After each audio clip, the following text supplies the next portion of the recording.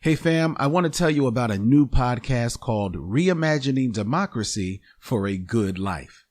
We know about people threatening democracy, don't we? But there are also people coming together across racial lines to seize this moment and stretch democracy to serve all of us.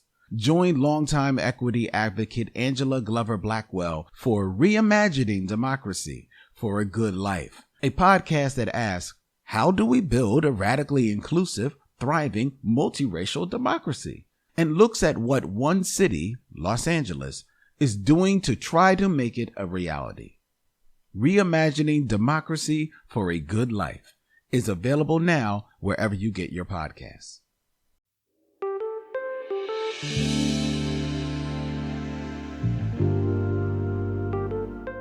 Benin City was well ahead of its time, with palm oil-fueled streetlights, a sprawling palace, and a Great Wall 4 times that of China's.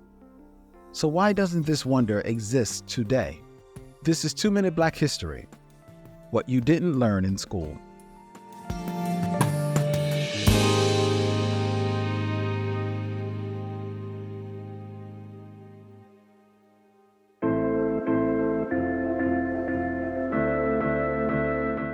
Benin City was a beautiful mosaic of interconnected villages.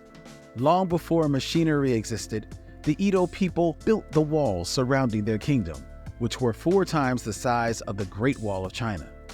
Today, hardly a trace of the city remains.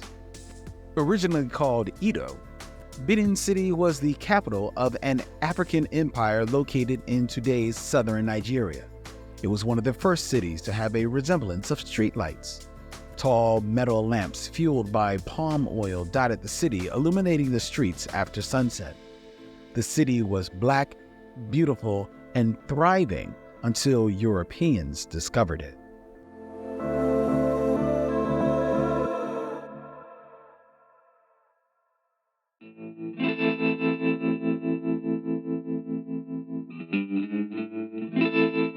When the Portuguese snuck in, they found a well-designed city so wealthy and peaceful, folks didn't need front doors on their homes. Meanwhile, European cities like London were full of thievery and murder.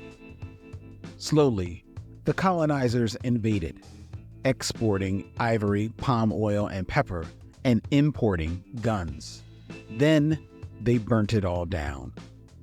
British soldiers looted and burned Benin City to the ground. Today, there is no preservation or replica. Only a lone house and a neglected piece of the wall stand forgotten. Ironically, most looted bronzes are displayed at London museums, but Nigeria recently demanded their artifacts back. Our greatness transcends the lies we've been told about who we are. We've never needed them to be great, and we must find ways to determine our futures without white influence.